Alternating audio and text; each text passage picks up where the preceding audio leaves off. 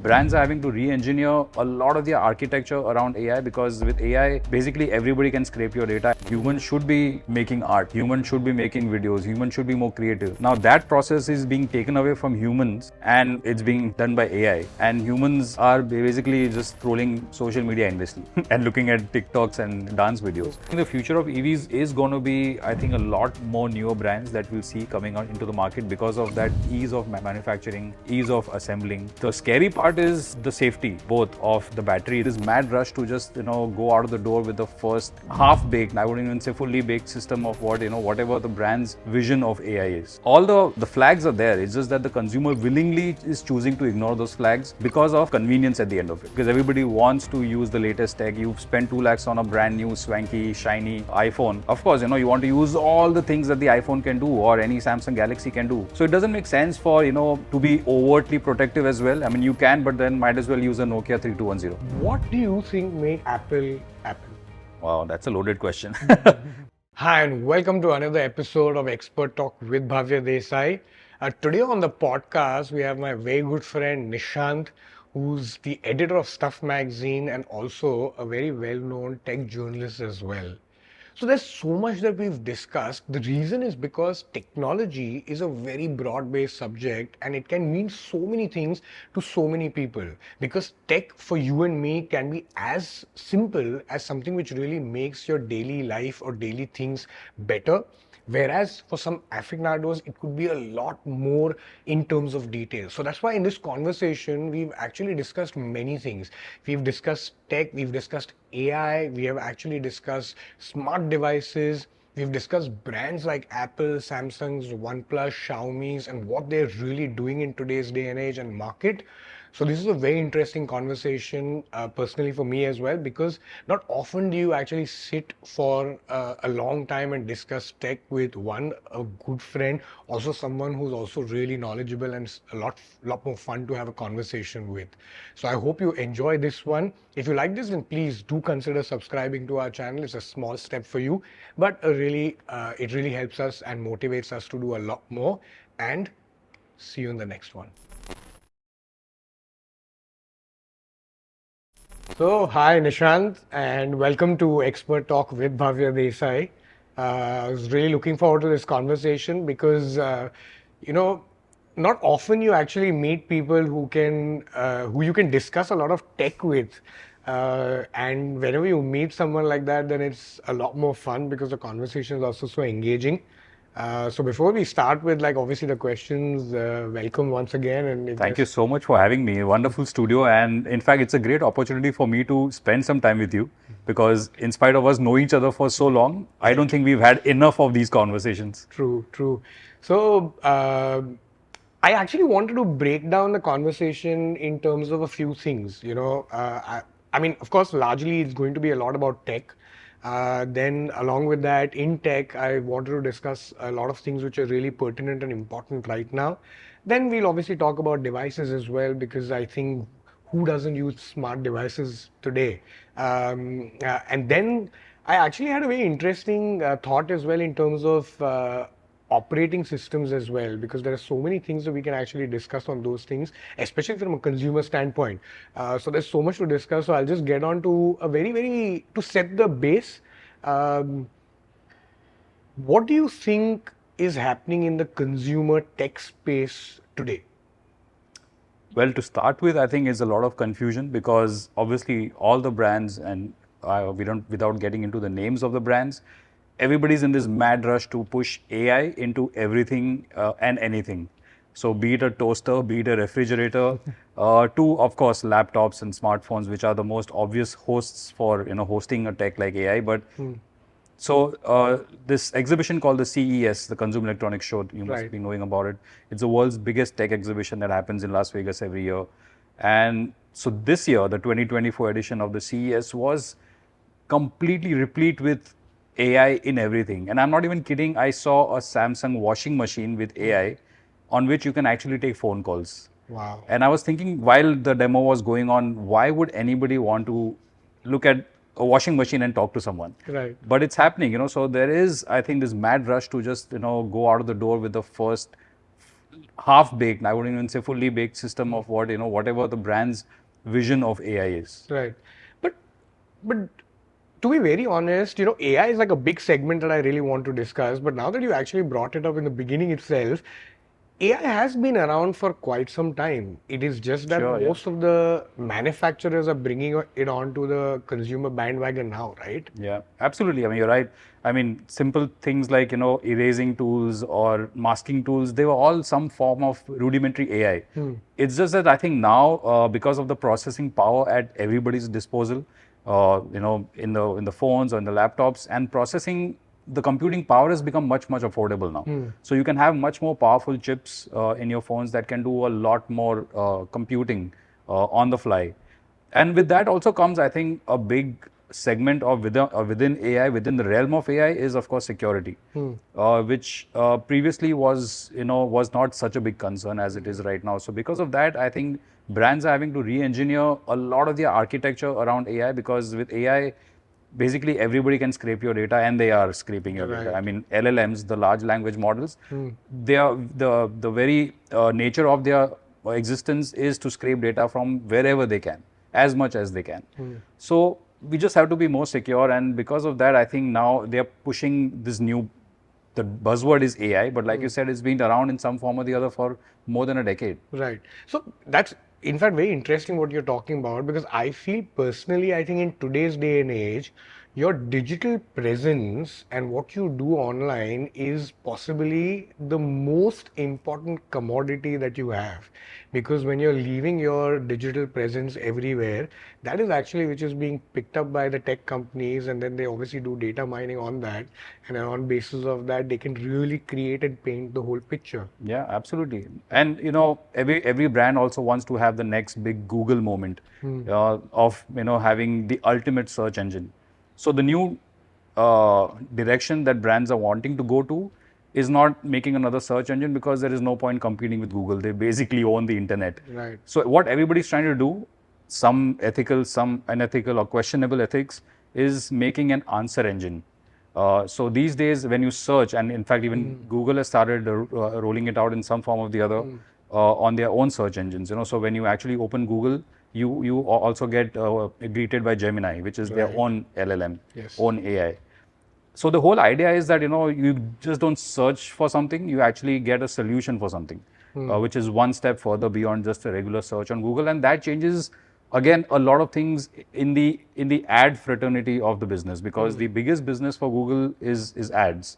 Now, when you have an answer engine where you're getting a ready-made answer as opposed to a link, which would typically take you to that website, and hence the website owner would make money on ad revenue, it's completely eliminated now. So now you just get the answer directly in your search engine, which is why it's called the answer engine. Right. So that also opens up a huge can of worms when it comes to, how the ad revenue business for Google itself, besides the third party business owners, is going to change completely. Absolutely. And I think because of that also, there are so many conversations in EU and US as well are going on, where the ad revenue split for publishers as well, or content creators in terms of articles and all. I think those conversations have also been going on since quite some time. But I think they still haven't been able to figure out a plan about that yet. It's very hard to draw the line, because, like I said, everybody has their own moral code. For you something might be ethical, for me it might be not. And similarly, I think the big tech companies are fighting over the same kind of bone of contention. True. What's ethical to one brand is completely unethical to somebody else. Right. And which is why I think in some ways Apple does a fantastic job of at least creating that perception for the consumer that you are at a more secure place than a neighbor. It might not be the case in reality, as we all know. I mean, you talk about something and immediately you start getting targeted with ads specific to that topic. And it's freaky how accurate that is. But at least, like I said, Apple does a good job of marketing its perception that we are more caring of your content and your security and your identity. True.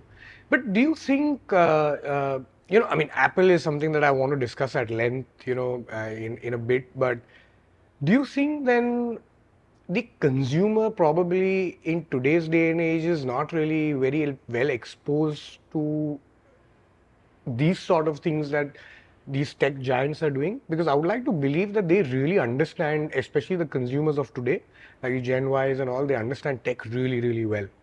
I think, it's a deal you make with the devil. Honestly, if you buy a smartphone in 2024, if you want to use all the smarts, you have to sign your soul off, because eventually if you're going to keep the location services off, the microphone off, the camera access off, which is in fact a lot of the apps, they give you that the user license agreement, which I don't think anybody reads, because we are just in a hurry to install the app and get it up and running. So all the flags are there. It's just that the consumer willingly is choosing to ignore those flags because of convenience at the end of it. Right. Because everybody wants to use the latest tech. You've spent 2 lakhs on a brand new, swanky, shiny iPhone. Of course, you want to use all the things that the iPhone can do or any Samsung Galaxy can do. So it doesn't make sense for, to be overtly protective as well. I mean, you can, but then might as well use a Nokia 3210, which nobody wants to. So I think it's a chicken and egg situation. If you want to use a smartphone, you'll have to give away some of your security privileges, because that's just the way AI will work. That's just the way internet will work.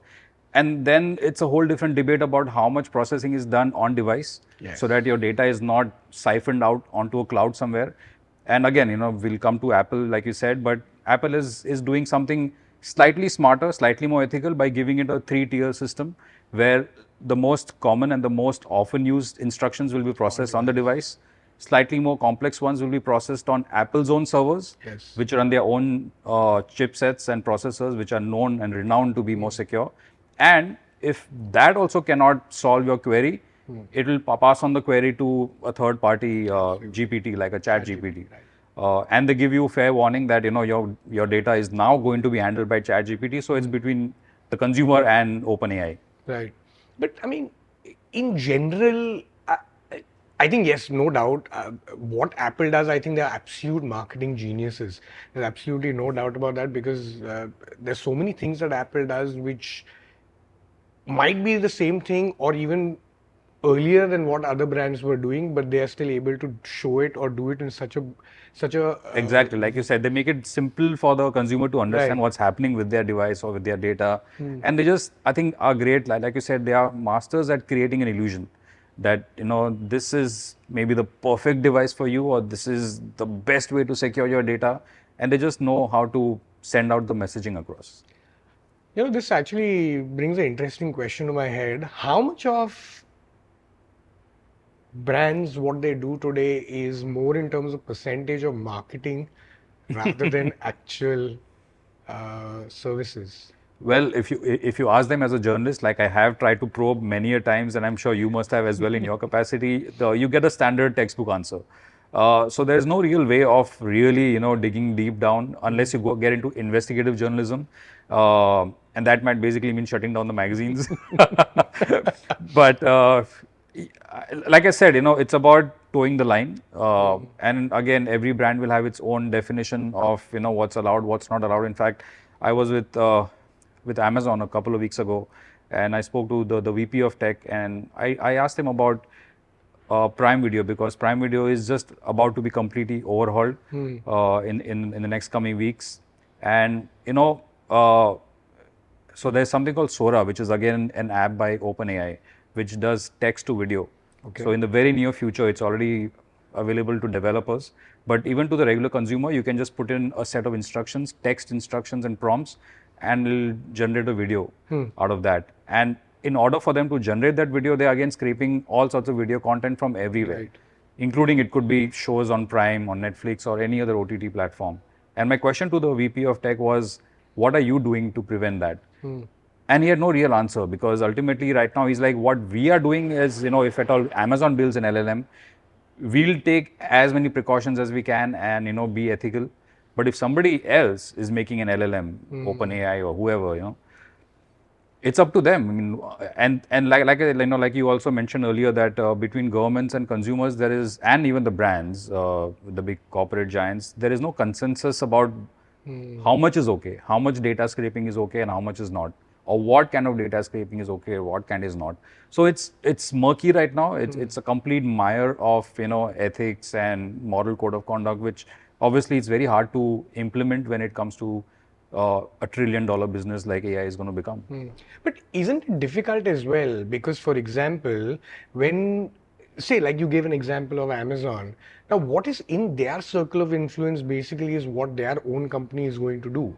If somebody else actually builds the LLM model or any other tech which is going to be surrounding AI and to do all of these things, then it is anyways going to be difficult for any one of them to even control situations like this. As of now, yes. I mean, until and unless there are norms, dictated by the government, and again, it could be EU that usually steps up and has the first kind of push that all the ducks have to fall in line. So hopefully at some point of time, but right now, like I said, everybody's also experimenting with AI. And different forms of AI. Once we have, like even right now, ChatGPT is only in its fourth version, which is still very nascent.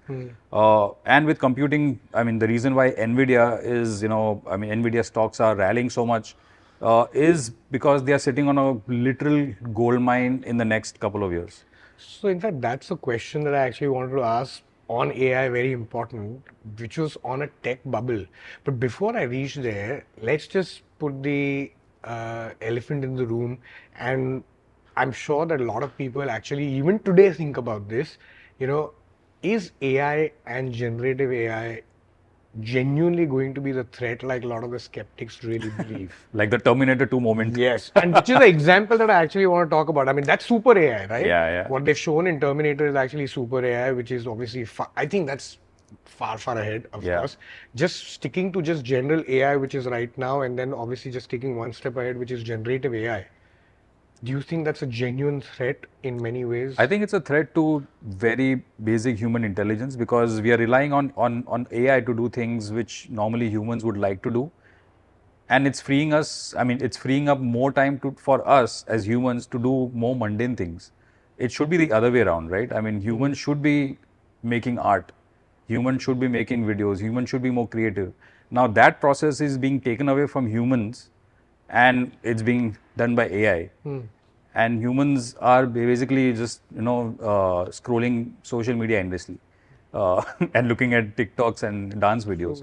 So, it's a very personal opinion. I think that the creative part of it, the creative aspect of it should have still remained under human control, which we are losing very rapidly. Like I gave an example of Sora, which is text to video. Right. Text to image is already here. It's on everybody's phone already. So I think increasingly so, we are just giving away more of our creative liberties and creative power to computers. Right. But in that case, do you think it's also a threat in terms of existential job level, whatever crisis as well? The reason is because as I remember just on the cusp of about 6 or 7 months back when ChatGPT and all it just started getting popular. Of course, it's been around for almost a year now. But I know that that was the biggest threat that they were anticipating and expecting. But a lot of that has now reversed as well. Yeah, it was a knee-jerk reaction. I think people just thought that suddenly a lot of people experienced LLM for the first time and the power of it, what it could do. Even in its early generation. Now it's at generation 4. That time it was 1.5. Right. And even then you could get a glimpse of the future. Like you said, it was scary. But I honestly doubt it's going to create joblessness unless, of course, you don't evolve with it. The skill sets are going to change. Like for example, even within our own realm. I'll give you an example which is closest to home. Our own designer. He also had the same reaction. When we first used Midjourney, which was the only way to do text to image a year ago. Now it's becoming more and more prevalent on phones and everywhere. But Midjourney was one of the first applications that allowed you to create. So we did a cover for Stuff magazine, which was completely AI generated. I know, yeah. And I exposed him to Midjourney, and for him it was just that mind-blowing moment. It's like, khatam ho gaya, mera life khatam ho gaya. I wouldn't have a job anymore. But then obviously we experimented more with it, and he realized that he can actually use it to his advantage. True. If he shifts his skill set to instead of just visualizing, also trying to visualize in terms of text. So basically he's doing what I would do, being extremely descriptive in the kind of image that he wants to generate now. It does save a lot of time, in creating mundane designs on Photoshop that typically, you don't have to waste that much time. Right. They're just easier to do with AI. So he's not lost his job. He's just maybe become more streamlined, more productive. So it depends on how you, I think, shift yourself also. And it's a mental shift along with your own skills being shifted a little bit. Right. But it's not the end of the world, I think. Yeah, I think in cases where there's going to be a lot of specific and specialists required, I think in that case, I definitely feel that there's no way that it can only be a lot more as a tool which is going to be a lot more enhancing.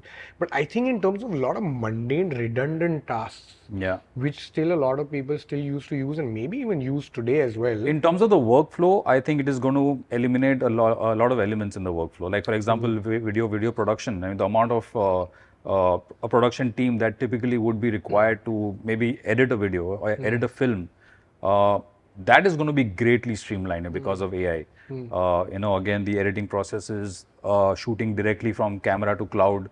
Just 5 or 6 people in the middle are completely eliminated because you don't require that. You don't require that workflow of ingesting data, of rendering data. All that is happening on the fly, and it's being saved directly from your camera going up to a cloud. So all that is already happening in Hollywood, even in Bollywood, even down south. We have studios that have virtual production stages. Exactly. So all those things. So yeah, like you said, maybe it depends in which area of expertise you belong to. In some cases, I don't know about joblessness. Seems to be a very harsh word. I don't want to use that, but I'm pretty sure that if you keep up with the times, you will find something that is more up your alley. Understand. So in terms of monitoring of what you're saying in terms of the regulations as well, for industry like this, which is so rapidly growing, especially with AI, like it really leaps and bounds. It's still developing, yeah. Yeah, and especially changes every 3 months, 4 months, 6 months. You know, it is not like how you'd probably have regulations otherwise for other industries, where the tech revolution or innovation is like maybe in 3, 4 years or 5 years, where you still have time. How do you even do that? Like, is it even remotely possible? I would say it's not impossible. I mean, eventually nothing would be impossible, but I'm pretty sure also, the ruling government would have some amount of say in it, how close they are to the tech giants, what subsidies they're going to get at various levels of either the manufacturing process or the dev process. A lot of it is also used for state security in a lot of cases. Like, not all technology being worked upon is going to be used only for a consumer product, right?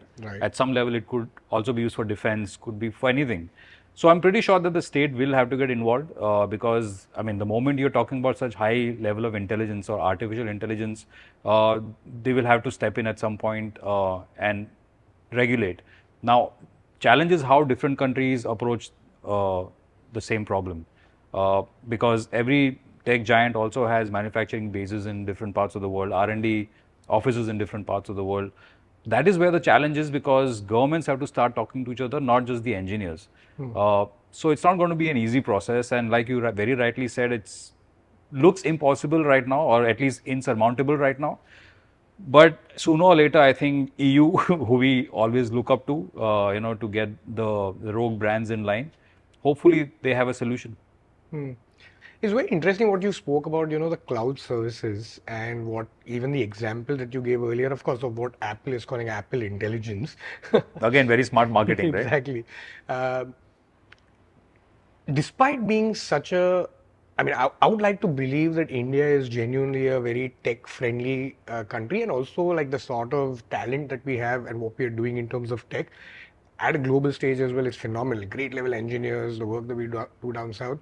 But do you still feel that when it comes to a consumer, the adoption of technology for certain things is still not great as compared to what you'd see? Like, I'll give you an instance. Like you said about cloud services. They've been around for the longest time. I think probably 80 or 90% of the West, the consumers now moved to that. Yeah. Today, even when your 5 GB is going to be up on your phone in terms of the storage, most consumers will actually be like, okay, you know what? Oh, my 5 GB is going. I need to start deleting data instead of buying more storage. Yes. But we have always have been a very price sensitive market for everything, be it hardware, be it software, be it services. Netflix, for example, in terms of software, or be it any other OTT platform, I think India is the cheapest place on the planet to have a Netflix bundle. I mean, it's what, 169, I believe, for the mobile plan. I don't think anywhere in the world it's less than $2, which is ridiculous, So, I mean, and they had to do that especially for India because they realize how sensitive a market it is in terms of price. So, I think eventually we are just all banyas. Whether we like it or not, we are all banyas. I mean, it's not a bad thing. It's just that we are programmed. I mean, and also saving is embedded in every Indian's DNA. That is something that we cannot still alienate ourselves from, which is probably a good thing, because you see the West and the amount of rampant credit card usage and how they are all in some sort of debt, which we are not, at least, which is why maybe economy also is stronger, because we are largely a debt-free population. Because of usage of debit cards or cash, or like you said, just being stingy about certain things, which helps. But yeah, I think the reason why we are not up there with the West yet in terms of adoption of technology is primarily because of cost consciousness. So in terms of tech as well, Nishan, you gave example of NVIDIA. That's the example which was actually in my head, because that meteoric rise because of AI has been phenomenal. Yeah.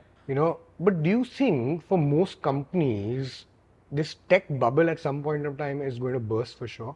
Not in the short term, I think, because again, the demands that all sorts of AI is going to put on computing power, and the need for enhanced computing power is going to be so huge and exponentially high, which is why I was going to give the NVIDIA example. They have something called Blackwell, which is their next gen processors. Right.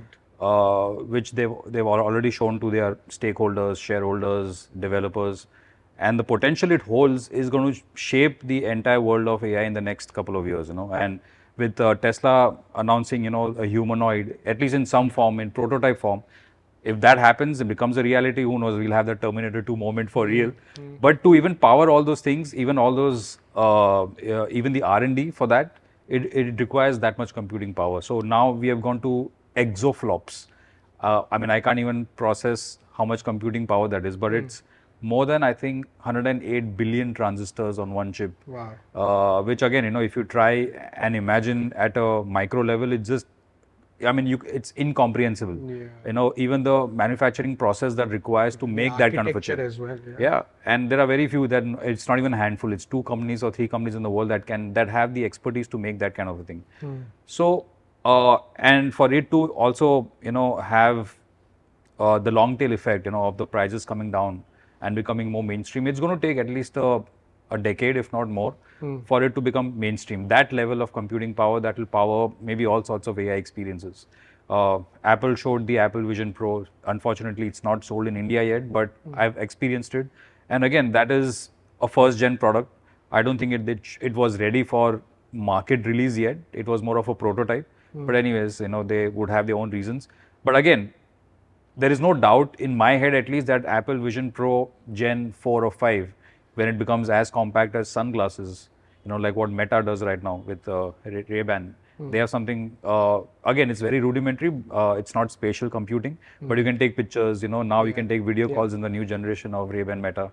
Similarly, I think when Apple Vision Pro, with all its power and functionality, becomes as compact as something that you can wear all day, without garnering attention, unwanted attention from passers-by, and obviously, people also get very awkward around anybody wearing something wearable, because nobody wants to be invaded on their privacy. All those things, to become more compact, to become more wearable, to become more usable on a day-to-day basis, they will require a lot of computing power. And for all that to happen, it's going to take the next decade. So I think the next 7-8 years are going to see a huge turmoil in terms of, again, seismic shifts in how we even approach computing. Like I said, Apple Vision Pro is one look into it where your eyes become the mouse, and your fingers become the click, which until you experience Apple Vision Pro, again, that is something that is incomprehensible. Even for me as a tech journalist, when I first put it on with the engineers, this was last year, they took us to a closed room and, they made us sit in a particular spot. They obviously had everything prepped for us. And the first time you wear that and you realize that, this is also how you can interact with the computer, with the icons, without having a mouse, without having a trackpad, without having a keyboard. That itself blows your mind. I mean, it's a paradigm shift in computing, and they call it spatial computing for a reason, because even when you wear that, it has the video pass through. So you're spatially aware of, who's in front of you, who are you sitting with, who's approaching you. And I think that is a game changer. So for that technology, which is great already in its Gen 1, but for it to become more adoptable, for a mass population, it has to become much, much smaller. But And do for you think something like this can really work a lot in the consumer space? Because at the end of it, even when it actually is going to get really miniaturized to be used as a product by a consumer, practically to give that level of experience and user interface might be difficult. Not really, I mean, because the way it works, I mean, the way right now it works with such slickness, if they can manage to just, like you said, miniaturize it to a level where you can wear it all day. I mean, it has all day battery, all day comfort, all day wearability. I don't see any reason why you would not want like a personal assistant or a butler at all times just sitting on your face, without it being feeling like another add-on to your body, Right. like an appendage. Understand. And I think in that aspect, in terms of wearable technology, again, it's a different topic and again a Pandora's box. I think the wrist is a much more palatable place for a lot of people to wear wearable technology, and also from the social etiquette point of view. You can't just wear a VR or AR headset and sit in a Just restaurant. thinking that. But you're wearing a smartwatch, I'm wearing a smartwatch, and it's become very normal. It's become very common. Even if you have to look at your phone, for a notification, for a beep, it might be rude in some instances, but it's not uncommon anymore. It's becoming a part of the social fabric. So similarly, I mean, in fact, Meta is already experimenting with something called electromyology. Okay. Now, it's the science of translating motor neurons, because they all have electrical pulse, Yes. into digital commands. So even even very slight movements of your fingers, pinching the finger action, or even flicking your finger action, all those can be digital commands which can trigger a set of actions. Right. Similar to what, of course. Similarly, what you can do with the gesture control right now, but but which was more coined, but advanced. still not come yet. Yeah, but so this is going to be slightly more granular. It'll offer you more Understand. control. It'll maybe trigger an action which is actually helpful in the real world, as opposed to just something that a smartwatch feature set could have. So all those things are already in development, and I think wearable is going to be the driving force for people like Nvidia, because their chips will have to get more powerful in a much more smaller package, which is why I think they're on a roll right now.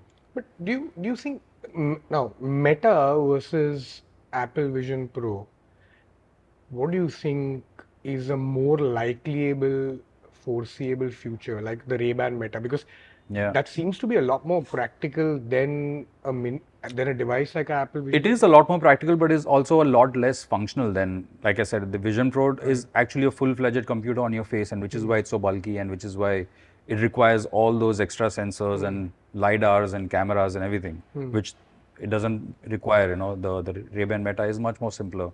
It only does photo. Now it started doing video calls. But again, I mean, I'm sure that even they are on the same.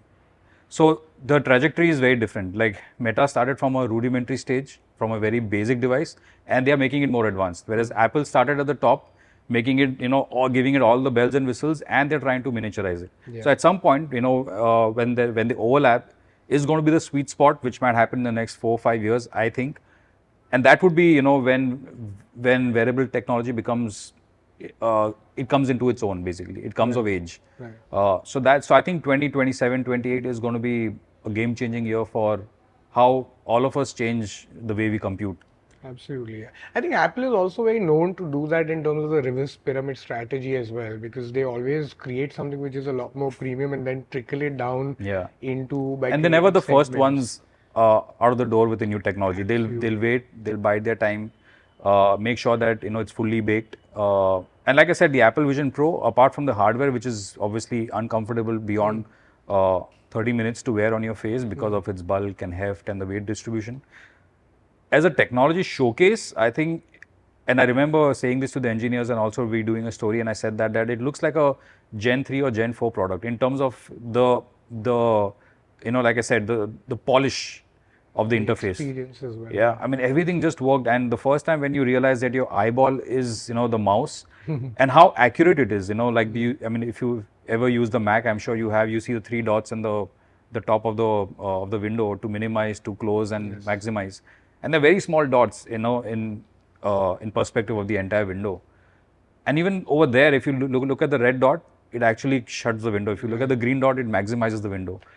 And it's like I said, until that point of time, it was unbelievable that you can achieve that level of accuracy with just your eyes.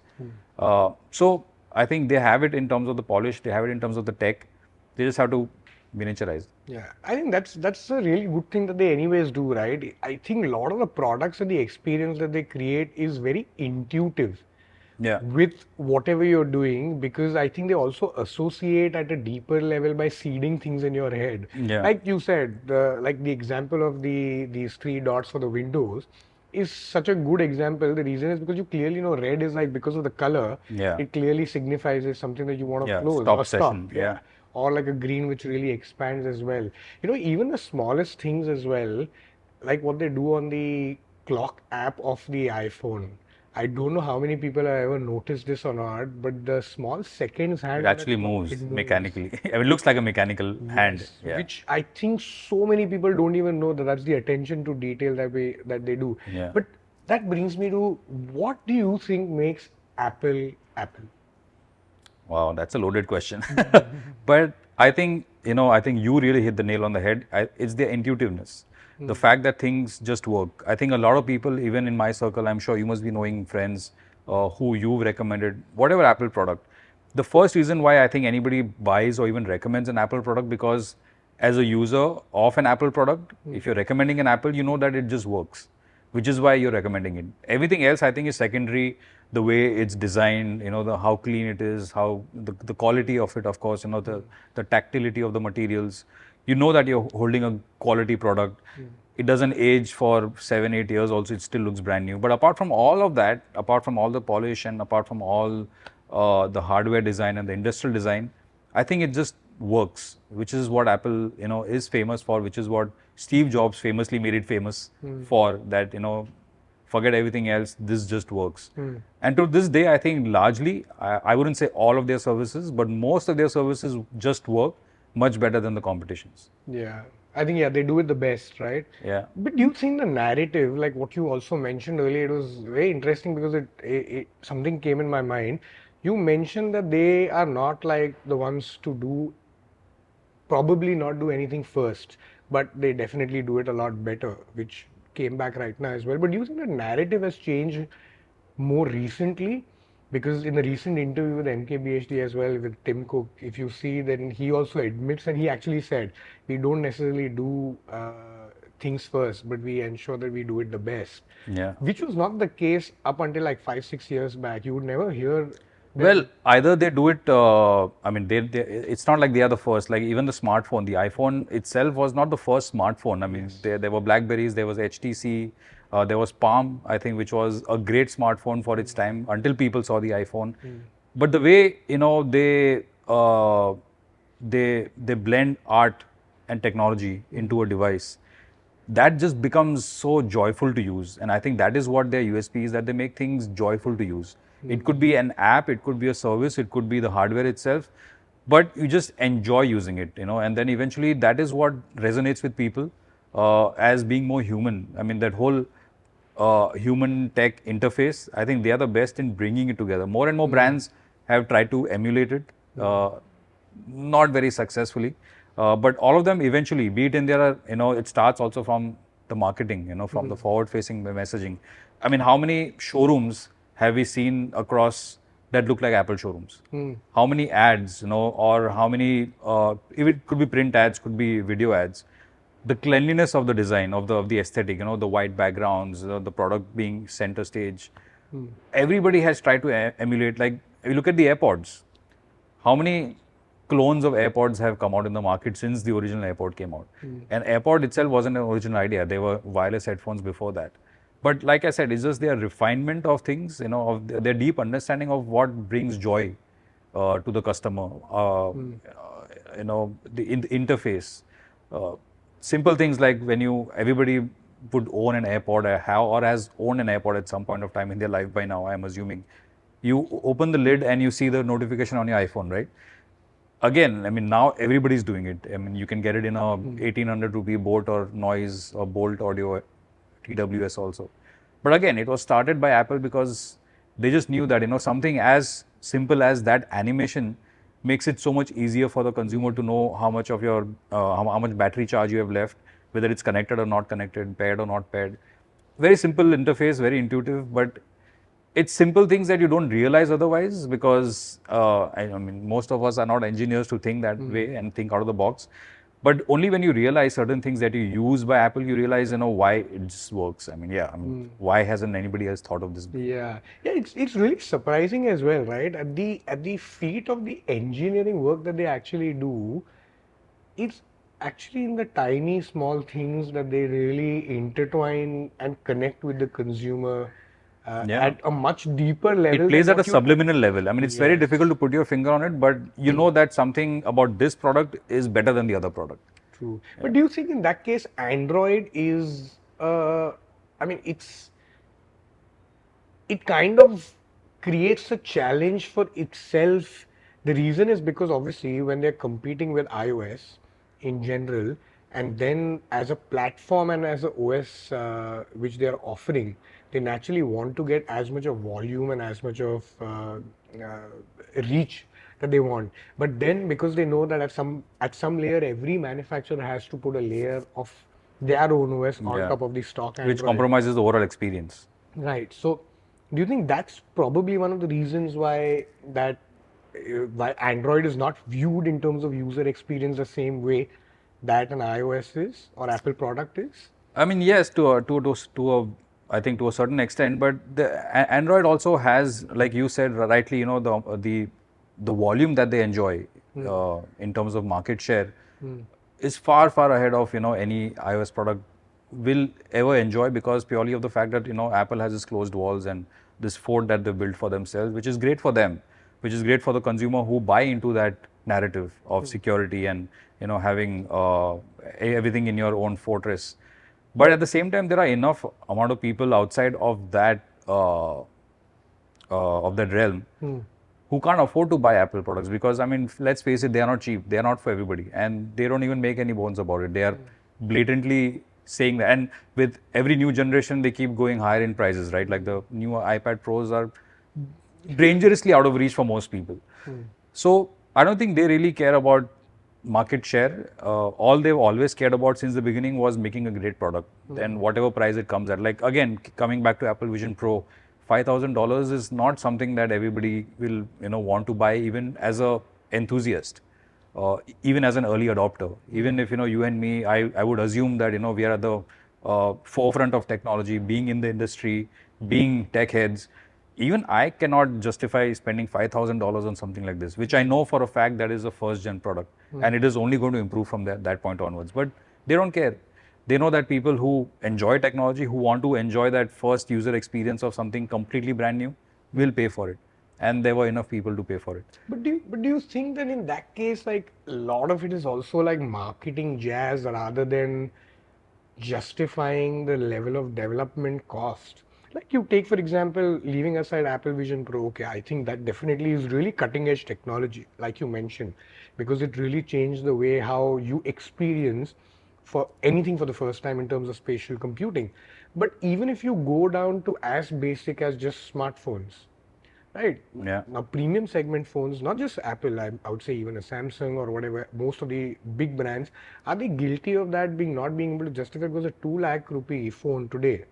But also, I think at some point, every brand, I mean, you gave a great example of Samsung, which is, I think, the closest competitor to Apple in the Android ecosystem, right? But even within the Android ecosystem, there are, I mean, until now, they were second-tier brands. Now, I would not dare to call them second-tier. Brands like Oppo, Vivo, OnePlus.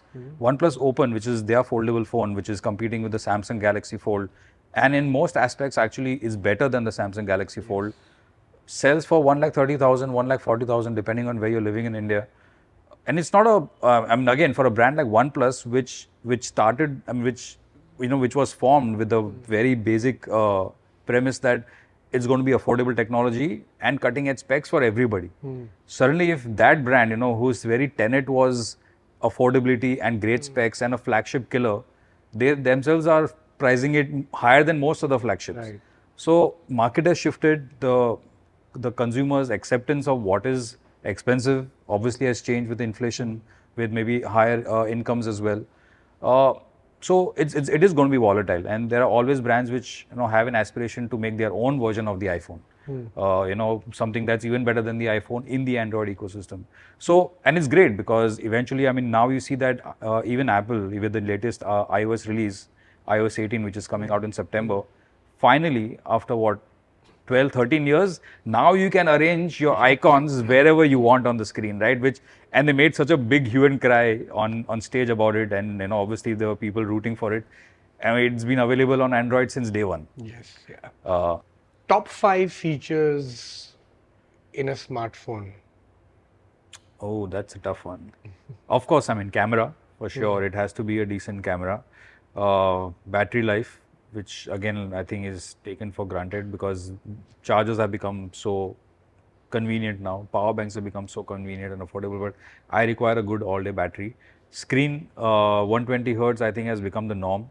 And once again, you see a 120 Hertz screen, you can't unsee it because the amount of scrolling that we all do, doom scrolling endlessly on social media feeds, it just makes it so much easier on the eyes. Form factor, I mean, we hold our phones for such extended amounts of time throughout the day. The amount of times we take it out of our pocket, put it back in. So just the design and the form factor, it has to just fit well in the hands. And I think the overall experience of the OS itself, which I think is your window to the world now, because I mean, if the OS doesn't work as well or is not as intuitive, again, like we were discussing earlier, you might not want to go back and buy into that brand again. Right. But do you think the most manufacturers having so many phones at different price segments is a good strategy?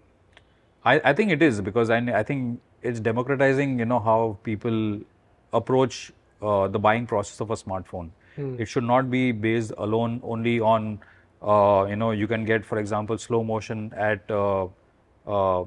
4K resolution only if you go above a certain level of price. Right. These days, because of the fact that, chips are becoming so much more affordable, they are getting more powerful at computing. You can get slow-mo 4K even at a 15,000 rupee price point, which was unimaginable a few years ago. Right. So those kind of things, which until now were elitist features or enthusiastic features, they are becoming more mainstream and more acceptable every day. Like 120 Hertz screen again, the smooth scrolling used to be only limited to the top-end devices. Right. Which is now becoming commonplace in every budget device as well. Even the size of the battery itself, 5000 mAh is basically a number that at one point of time, all the brands used to strive to achieve, and now it's becoming the norm. So I think it's good to have phones at every price point. Sometimes most of the times I think brands overdo it also. I'm sure you and me both get press releases in our inboxes every day from Samsung, Oppo, Vivo, Realme, iQOO, hundreds of brands literally.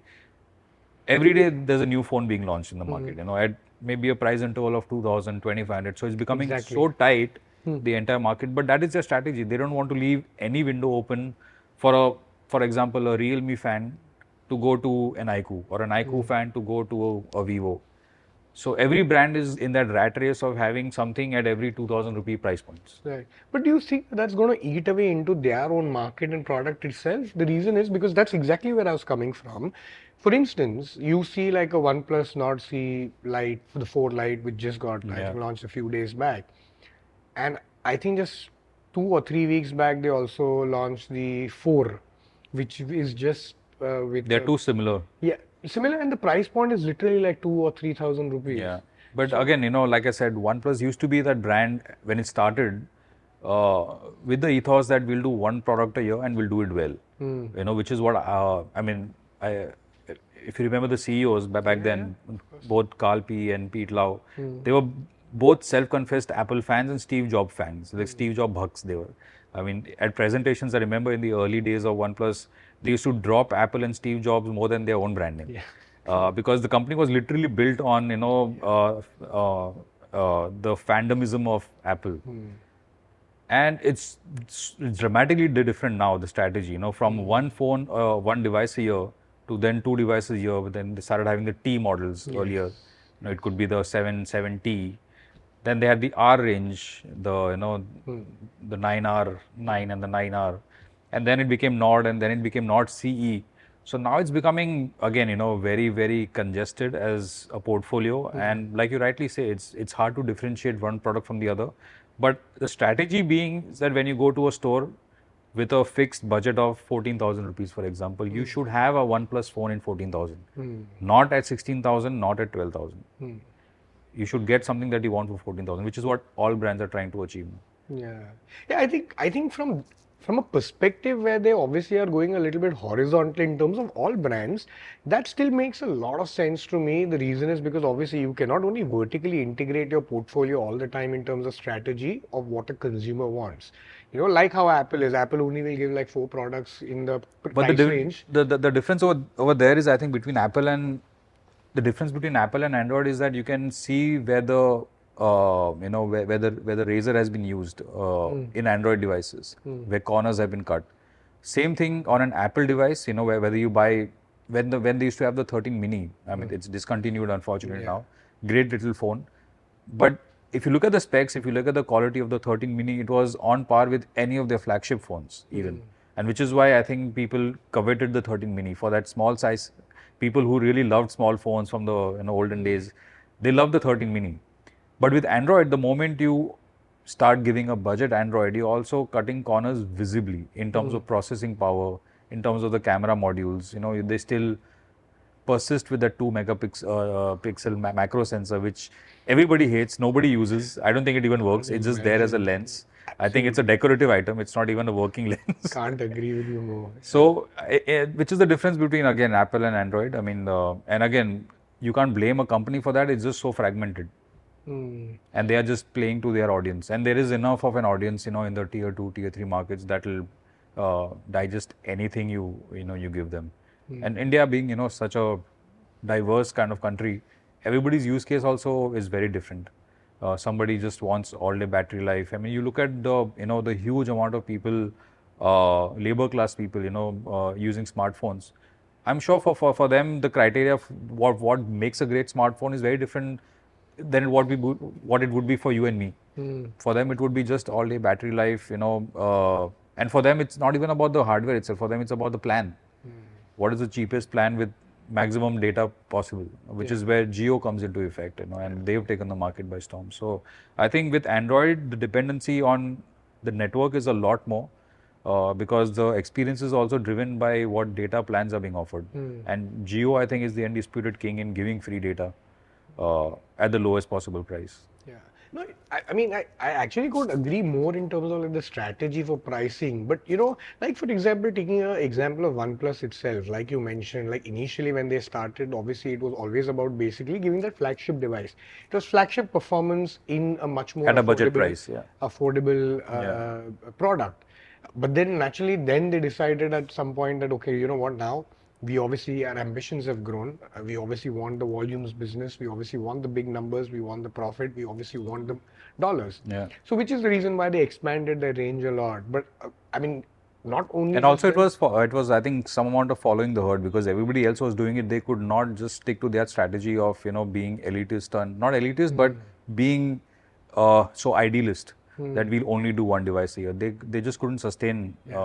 On that strategy. But do you feel that from that perspective, they've lost their way a lot from what it was originally conceptualized at? To a certain extent, yeah. I mean, it's not the same OnePlus as I remember it. And also, I think it's not to say that their quality has dropped, but I think just the choice has increased manifold. I mean, the amount of brands in that same, like using the same ethos, like their ethos was, like you said, giving the best experience at the most affordable price.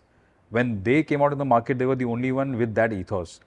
Now, practically, because again, of democratizing of camera modules, of battery tech, of screen tech, of processors, Qualcomm basically gives similar processors to everybody, or MediaTek, the two major manufacturers for Android. I think they no longer hold that special USP that was their USP 10 years ago, where they are the only ones giving you flagship level specs at budget level prices. Now everybody is giving you flagship level specs at budget prices. Right. So it's not easy for them to stick to their guns because the market just has proliferated manifold, exponentially. Also, in terms of the experience of the OS as well, right? I mean, I don't know. I'm sure, like especially the ones who've used it since a long time, and they really know how the feel of Oxygen OS was. Yeah. You know, and then when it's actually merged with Color OS, Yeah. I feel that experience is lost somewhere in that integration. Also, the bloatware has started increasing, creeping into it slowly, which again wasn't the case earlier. It used to be very close to stock Android back in the day, you know, almost as good as a Google Pixel device. Now I see more and more OnePlus phones with pre-packaged apps, which may or may not be useful for most of the people. So, you know, do you think that Google or the Pixel per se is kind of a downfall of its own marketing or less marketing? You could say that because Google has never been known for its marketing. It always played second fiddle to Apple. Also, I think there's a lot of cannibalization that happens within services itself because Google, after all, is a software company and a services company. And almost every app that you can get in a Google Pixel, by default, also you can get on an iOS or any other Android device, of course, which I think hugely limits the attraction and the USP of the Google device itself because admittedly they've never been cutting edge in terms of hardware, in terms of the screen tech, in terms of the battery tech, in terms of, you know, I mean, yes, it looks different and it looks distinctive. It looks like a Google Pixel. Now it has its, you know, family look. But apart from that, there's nothing that, you know, at least from the specs point of view, you would go, wow, this is the next phase of computing or mobile computing. They've never been that. I mean, their calling card has always been computational photography, which, like we discussed, has been emulated successfully by every other brand almost. Right. Maybe not to that nth level of sophistication that they do, but I think it's pretty close. And with AI around the corner now, it's anyways going to become commonplace on every phone. So I think they've largely cannibalized the whole reason and, you know, the attraction of buying a Pixel device because you can just get Google apps on any device. Yeah, but I mean, don't you think that in general they still tend to do it a lot better than what other people do? Like, for example, as I was saying, that what the iPhone does. Now, for the longest time, when the whole world had actually moved on to a far better camera in terms of megapixels, they still stuck to their guns and did like 12 megapixel and they would still compete with the likes of your Samsungs and all of these guys with the 100x zoom and all of these, of course, marketing jazz or features that they will offer. And you draw that parallel when it comes to the Pixel as well. So Pixel for the longest time, even till today, might not offer you the best specs in terms of what's available in terms of tech, but they still do the job like really, really well, especially even when it comes to computational photography. It used to be the case about, I think, I would say about 2 years, till about 2 years earlier, but now, in fact, even if you look at MKBHD's comparisons or any of the top bloggers as well, where they can actually show you A, B, C comparison of multiple different devices, different brands, that gap is, I think, non-existent. Now, I think, overall, I think for camera and photography, it's become a level playing field to the extent that you might see differences between product A, product B, product C, product D, but they'll only be that. There'll be differences. It's not one is better than the other. And it's, I think, to a large extent also subjective, especially for something like photography where, you know, somebody might want more contrast or a more vibrant picture. Somebody might like more realistic colors. Somebody might like slightly more saturated reds. And it's also not what you see on the screen is what you get, because usually, as we all know by now in the industry, when you actually transfer that picture to a calibrated monitor in your office, at home, wherever, do you see the real, the truth of the pudding? Yeah. So I think on the screen, which most people will anyways access, you know, their content on, it is very difficult to tell what is better now. I think it's just a matter of different. It's not better anymore. Understand. So that's in fact, that was also the premise that I was actually going to set and pitch in terms of what is Android versus iOS, because a lot of times what you get in iOS is already available in Android, and you always have this meme, right, which shows really that, okay, you know what, we were here like 5 years back, you guys are getting this now. So, I mean, that premise I think is very interesting in terms of where the iOS and where Android is. But I actually want to juggle back to a conversation which we had like a few minutes back and which was still on AI, because the thing is actually there are so many conversations that we're having in this Yeah, which they're are, all basically intertwined because yeah, they're very difficult to compartmentalize. right. And they're so layered in that respect. The reason is because, when you spoke about Neuralink, so I actually want to come to that part. Do you think that's a genuine reality in terms of like you mentioned about humanoids, right? That's really going to be a Yeah. situation like Terminator. But in terms of the prototyping with Neuralink as well, Yeah. what do you think about that? Well, the patient is still alive. I mean, this is what, and he's been playing host for this Neuralink chip in his head for the last 8 months now, and finally he has been able to, I think, start controlling the mouse just without using his hands, using his thoughts. I think he's also played a game of chess using just again his Right. thoughts. There's no doubt everybody, I mean, should be scared because you never know how, and like we were speaking earlier about government intervention with AI. Until we have very strong sets of regulation and protocols in place, it is going to be,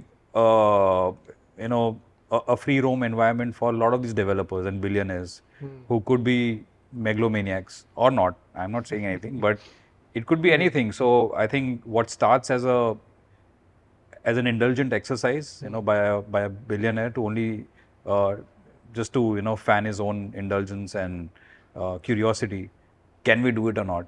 If it does happen, and if it does go out of control, I mean, it can be as you know, it can be groundbreaking or it can be earth-shattering like COVID. You never know. I mean, it could be generated in a lab. It could be a pandemic. It could be a virus, or it could be something like this. Which even AI, for example, you never know at what point of time, if at all, it goes completely rogue. How much data can it siphon? In terms of devices, like, we were talking about Android and of course even Apple as well in terms of iOS. What do you think are your top smart devices today? I really like the Samsung Galaxy S24 Ultra, which is currently their flagship, only for the reason that it uses Galaxy AI, which is their version of AI, really well. Like, I've tried simple things like a lot of us would want to use on a daily basis, simple things like erasing a person from a picture who wasn't supposed to be there, or you want a clean looking image. I've tried Photoshop, I've tried third party apps, and nothing does it as cleanly or as swiftly as the Galaxy AI. Apart from, of course, the hardware is great, it has the flagship Snapdragon processor. The screen, especially, I love because it has, and it's the only smartphone of its kind in that category, surprisingly, not even the iPhone has this anti-reflective coating on the screen, Right. which is fantastic for outdoor use. And once you look at it, you can't unlook it, you can't unsee it, and it becomes really addictive. So I think they've done some things really right. And of course, Samsung has evolved the new Galaxy series from the Note. So you have the stylus, which is again very unique. Not a lot of phones out there currently still, battle with the stylus. They have actually stuck to their guns. They're like, regardless of people wanting to use it or not, we'll still give you a stylus. And for some people, it really works, especially, on a large screen format where you have spreadsheets, for example, to work on, or photo editing as well. It works fantastic for photo editing to mark out those certain things which you want to edit and remove. So I think Samsung is a really great phone. OnePlus Open is also one of my favorites. I think, like I said earlier, it beats Samsung at its own game because Samsung popularized the whole the factor of folding phones. Yep. Actually, no, Motorola did with the Razr, with the original Razr back in the day. But yeah, in the second coming of the foldables, I think Samsung was really the leader of the form factor, beat the flip or beat the fold. But OnePlus beats Samsung at its own game purely on software because it uses something called the canvas, which is part of their software, and you can actually, and usable. This all this is usable. It's not just marketing spiel. You can actually open 4 different windows and actually carry out tasks on 4 different windows simultaneously. So that it really is useful if you are a power user, as we like to call it. For normal people, it'll be overkill. But again, the build quality is great. The hinge is fantastic, and I think for folding phones, that is the biggest challenge. Yes. What is the gap between the two clamshells? OnePlus has, again, for a first gen product, I was blown away by its refinement, by its sophistication of design. And of course, if you are in the iOS camp, then 15 Pro Max, which is a no-brainer. But again, I don't think it's a perfect phone. It does great photography. It does great videography in daylight. I'm sure you must, you would know a lot better than I would, but in low light, it really sucks. And they're just not something that they can't fix until now. So hopefully iPhone 16 would fix that in September. Yeah, I think most of the phones, like in today's day and age, I think they are computing at the back end really enhances photography in low light. But I think with that level of sensor, anyways, I don't expect much in terms of them doing much in terms of low light as well. But coming in terms of the open as well, so that's what I tell my team as that's my secondary phone as well. Often when I go home and once I reach, that's the phone that I use to do everything because of the great screen. It's a great consumption device, right? For reading, for watching, laying back in bed. And the crease is also like literally barely viewable. Yeah, it's like imperceptible. You can't even feel it, you can't see it. Yeah, right. What's the biggest tech that you think will be happening in the next few years? And it can be across industries. It need not only be in terms of like smart devices or phones. I think wearables for sure. It could be something from as simple as smart rings, which is again becoming an increasingly popular segment for everybody. Be it Samsung or be it on the lower end of the spectrum, even budget brands like Noise and Bolt and Bolt, so many other brands. In fact, every brand has a smart ring, to boast of. Samsung's first smart ring, in fact, incidentally might be announced in the next. They've already announced it. They've showcased it. It's not gone on sale yet. But so I think smart rings are going to be big for health. And I think health-related tech is going to be quite big in the next few years because people are just generally getting more health conscious. People want to monitor their sleep health. Women's health is a big issue. And just overall, I think even we were talking earlier offline about mental health. So health is basically just of huge significance in technology because of wearables, because you can put a lot of powerful sensors and sophisticated sensors on your body now, which were hitherto unavailable. So I think wearable tech is going to be big. Wearable tech related to health especially. Okay. But sir, recently we obviously had Dr. Rajiv Koval who was here and we were talking about a lot of this mental health things in which also wearable technology in relation to health was very interesting. But do you think in a country like India, see the reason is because a lot of wearable tech is actually connected to your primary services abroad, in the West.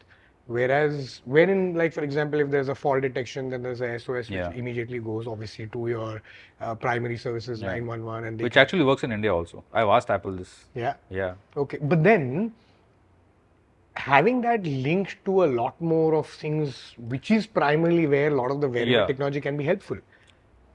Do you think that's possible? If doctors can access your medical records, hospitals can access your medical records. If it triggers, for example, SOS to the doctor or to the services, emergency they can already prep themselves before you get to the emergency room. Do you think that's possible? It's a great point, but again, in India, we are so fragmented as the medical industry also, be it hospitals, be it caregivers, everything. It's a very fragmented industry, like a lot of industries in India. There's no consensus. And of course, there's a huge divide in the caregiving experience between a private hospital and a government hospital. So that's going to be a very huge chasm to fill for any brand, to get all these people on board. The fact that Apple Pay, has still not made it to India is because they just can't get the banks to agree on a certain thing or the government to be on board with it. Samsung Pay is there in certain pockets, but I think Google Pay is has completely obliterated the need, or I think there's no room for anybody else to come in and swoop Google Pay away. So things like that, it's just very difficult to implement mass level technology with such a fragmented nature of most of our industries. This payments is actually such an interesting conversation because, yeah, I agree. Technically, I need more money. I need to be paid more. Because Google Pay is not in the truest form contactless payment. Yeah. like what you actually do, right? Because it's Yeah. really not using your NFC, it's really not Yeah. actually doing, it's basically scanning of a QR code, and then Yeah. you really have to physically press your pin Yeah. for it to actually go. And when you go abroad and you actually see people literally using the contactless, like Apple Pay and stuff like Yeah. that, by just opening up their wallet and just doing this, and you actually understand the difference, because how many times do you access that? You actually access it like maybe like 2 or 3 times in a day. Yeah. How much of amount of productive time can that save you? Well, I mean that's not too far away. There's a brand called Seven. In fact, they have a smart ring. Okay. I used to wear it until I lost it last week. But that was actually it is India's first contactless smart ring, payment ring. It's only for payment, so there are no sensors, which means there is no need to charge it. It works on NFC, so it draws power from the POS machine when you bring it close to the POS machine. So there's no need to charge it. Wow. You just have it on your finger. It links to your Paytm account. You can recharge it, I think maximum to 10 or 20,000 rupees. So you always have 20,000 rupees in your wallet, in your 7 ring wallet, Understood. which is connected to Paytm. And that is truly a contactless experience. And it's accepted anywhere where GPay is accepted, basically. Or anywhere basically which has a contactless POS. Yeah, or a QR code based. I mean, actually, it requires Not a QR code, contactless. yeah, it requires a contactless. because it So the needs to tap to power pay. up. Yeah, so it requires the tap to pay machine to be there. But anywhere, any vendor which has the tap to pay POS, you can just put your finger and get it done. So I think that's also a segment which is going to grow. But again, I think everybody wants more functionality. So even while I was using it, it was great.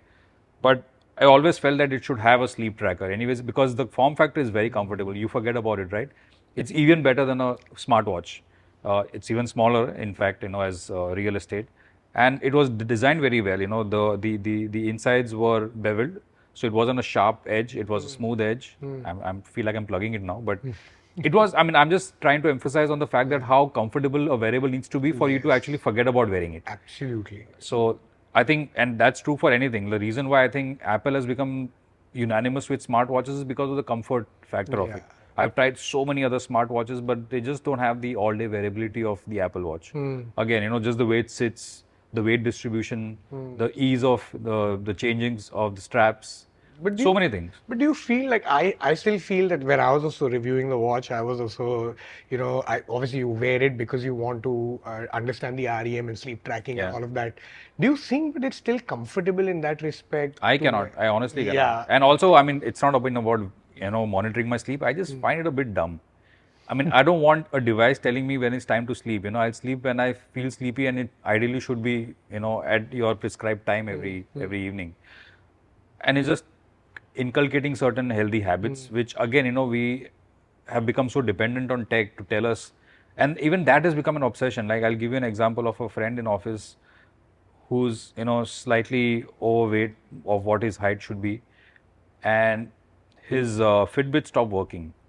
And he came to me frantically, like, Nishant, what to do? I can't go for a walk. I said, why? My Fitbit stopped working.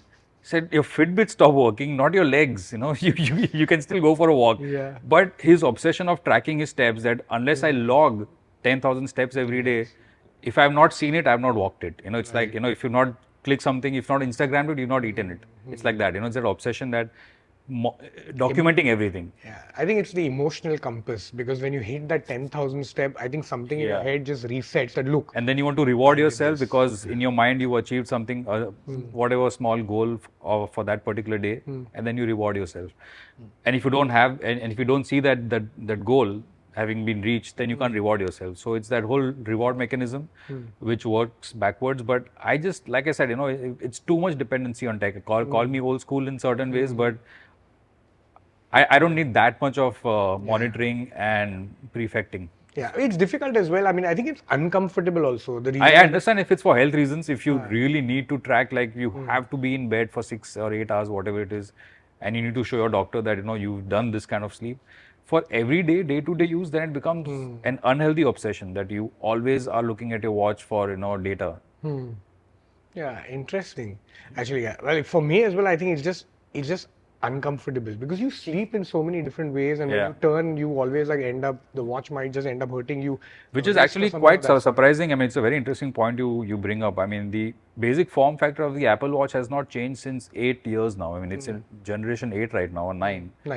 And I mean, since the beginning, the only thing that's happened is slightly thinner it's become. Otherwise, form factor wise, they have not done much. So I'm sure that also has huge potential to, be made more compact, to be made more miniature. OSs. Actually, I want to talk about OnePlus. It was like when you opened, what you said was like very interesting. And then after that, like one thing came to my mind is the OnePlus green line. It is. What are your thoughts on that? I mean, would you not think that someone who's really doing such great work over a period of years, they would really be able to Fix that solve issue. and fix that, right? Well, I mean, that again is purely down to QC, and some people just have it better than the others. And fault rates, in fact, I've had that with Samsung as well. In fact, I was using the first gen Samsung Flip during the course of the pandemic, when the world was in lockdown. So I wasn't even using the phone that much because nobody was calling each other that much. And it was lying on my desk for, I remember, 6 months without seeing more than 2 hours of use collectively over a span of 6 months. And after that, it just stopped working. Again, the same green line, the dreaded green line showed up on that also. So I don't know whether it's specific to OnePlus or whether it's a flaw with, I mean, it's not a flaw, but I think folding technology itself is still very nascent. So, and screens especially, the amount of moving parts, if you actually wrap your head around it, that have to go inside a folding mechanism. I mean, I'm sure you must have visited some factories. I've gone to a few factories and they show you drop tests and, folding tests, like it's been folded 100,000 times. So in a typical life cycle for a consumer, they assume, I mean, they claim that, you can use it for 7-8 years without having any kind of adverse effects. But all that is, under standard test conditions. When you take it out into the real world, Right. expose it to the elements, especially Indian elements, with all the dust and water and grime, oily hands, it changes completely. So a lot of it is, I think, QC and again, work in progress, right? But their issue is not just reminiscent to the fold, right? I think their issue primarily is also with even what are these designs called? I forgot, the candy box design. Yeah, the candy box yeah. design, because I think they have that as a much bigger challenge than the foldables. If you ask them, honestly, they'll obviously give you, the fixed narrative that it could be one-off, and we make sure that all our products are given the same amount of care and attention, and it could be just an errant device. So, I mean, honestly, even I'm not in a position to answer that because I have not experienced that many failures in OnePlus. But yeah, of course, if you go on any forums, you'll find a lot of them. But I think that would be for any and all phones, and all devices. I mean, you can have failures in any. I mean, it's like a car, for example. Some people would speak great about, Range Rovers or Land Rovers. At the same time, and I know for sure that in the UK or globally, in fact, in Europe, they're completely banned, and insurance companies are charging a lot more premium for Land Rover owners because of their failure rates. But again, Tech and car companies. Tech companies are increasingly actually becoming Yeah, I know. car companies as well. So recently, when we had Renuka also on board. It's the other way around. Car companies are becoming tech companies also. But which is, of course, in terms of incorporation for sure inside. But like how your Xiaomi's and all of these people also now entered into a manufacturing of car market. What are your thoughts on that? Because I actually asked Renuka also a similar question. She had a very interesting take in terms of where the legacy of what the German manufacturers or other manufacturers have.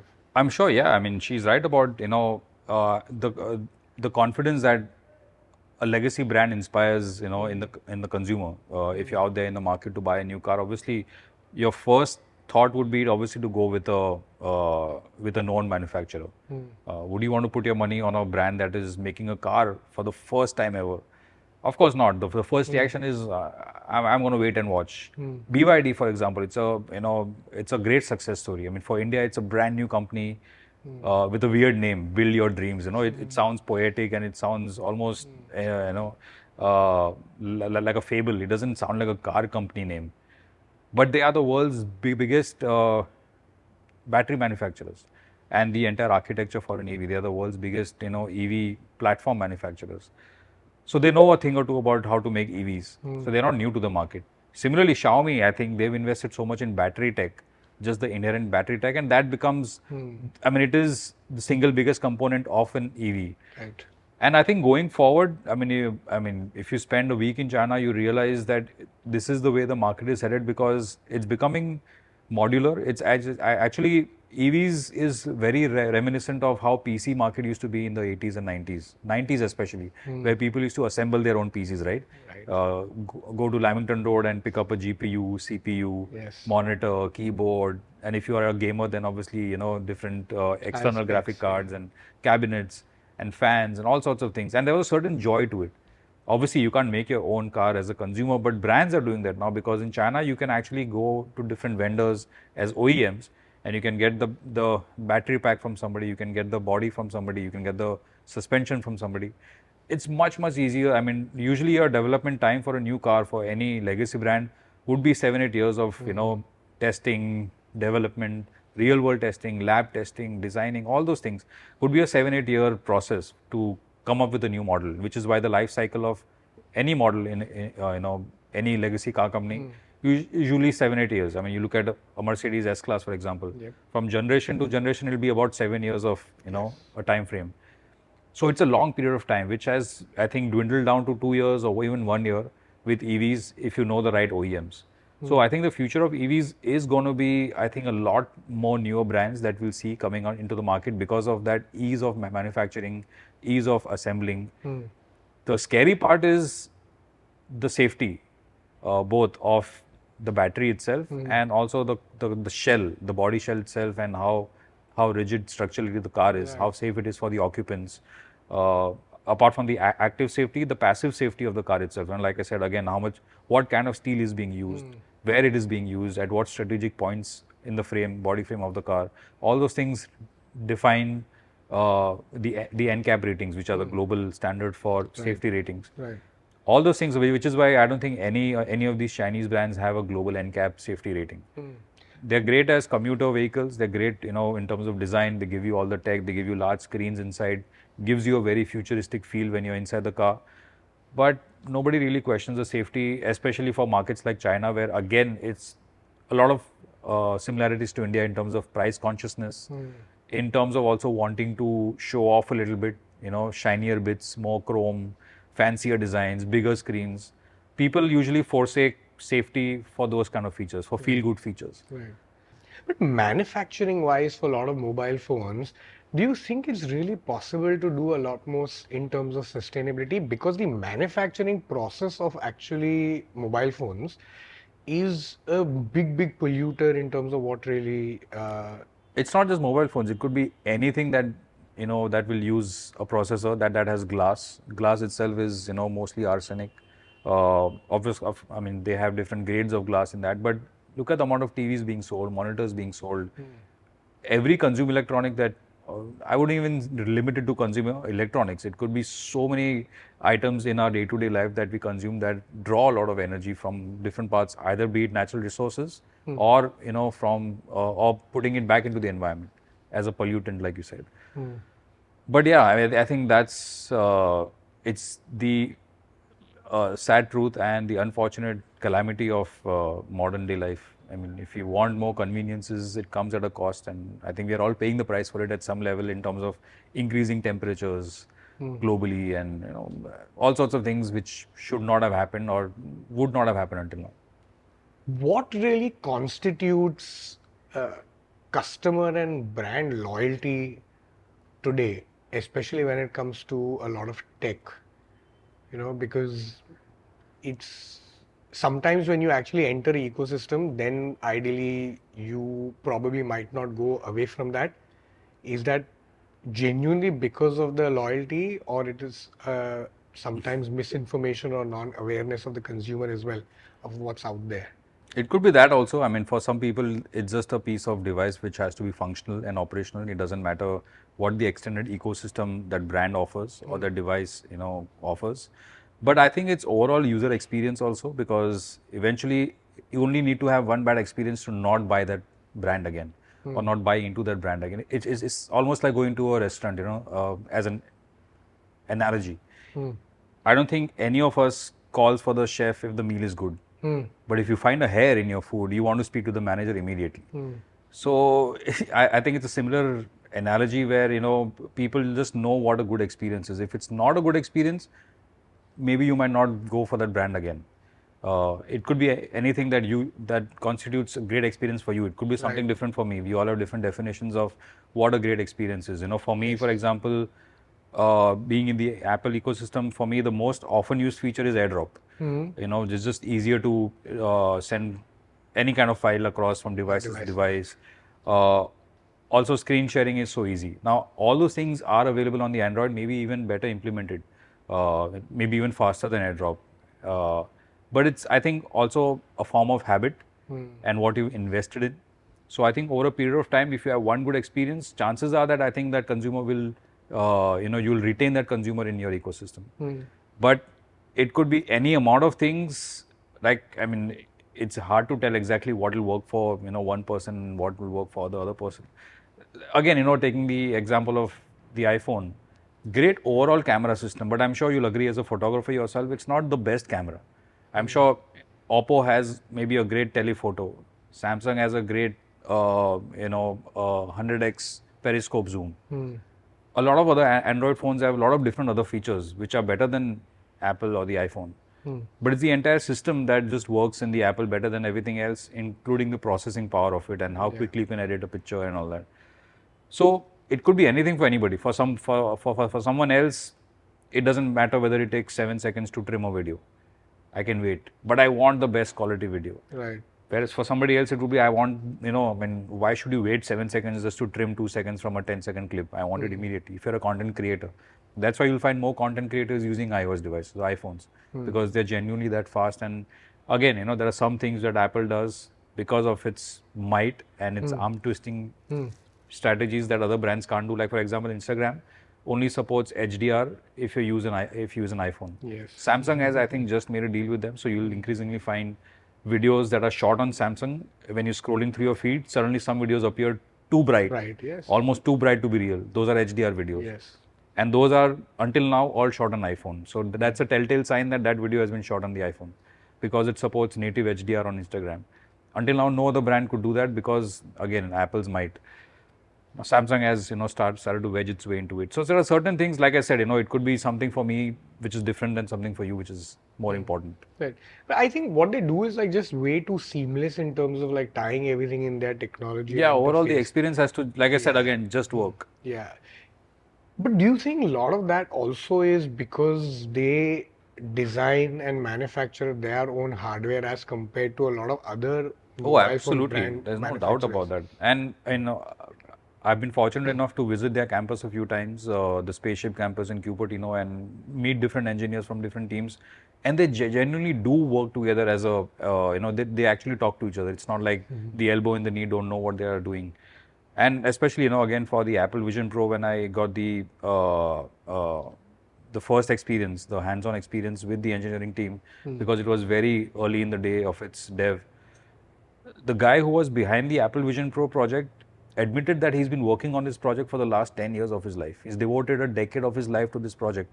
So it's not like, suddenly they just put a crack team together and make some fancy goggles. There are people who've devoted major part of their lives behind a certain project. And that's why, like I was saying earlier, the refinement and the sophistication comes through, that it feels like a Gen 4 product, because probably for that guy, it is a Gen 4 product. He's been working for it, for the last 10 years. He probably had the first prototype 4 years ago, and he's been refining it every year. For him, it's probably a Gen 4 product. And that is what I think shows across all their products. Maybe not as dramatically, but I think over a period of time, how they've refined iOS, how they refined the phones.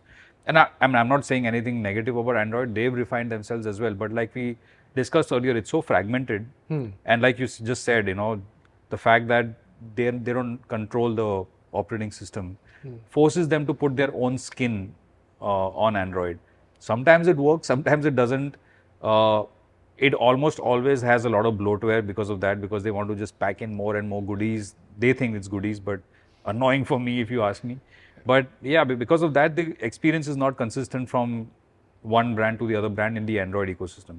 Whereas in the iOS, that if you buy an iPhone 10s from 4 years ago or 5 years ago to the most current 15 Pro Max, it'll look the same. Yeah. And it'll work the same. Yeah. Great. Thank you so much, Nishant, for coming in and having this chat. My pleasure. I learned as much as I wanted to give Gyan. So I guess it's a win-win. Yeah, it was really, really good. And that's why there was so much to discuss as well. In fact, there's still so much to discuss in my head. There's still, I think, at least about like 5 or 10 questions which are coming in, but maybe like for sure. Two middle-aged men, I don't think people would want to watch for more than. So for now, I think we should just leave Yes, them. absolutely. I think for sure, but we will have to have you back because there's so much to discuss, especially because tech is such a vast topic and there's. It's constantly evolving as well, right? Yeah, So, exactly. All good. Thank you so much. Thank you so much for having me. Yep. Pleasure.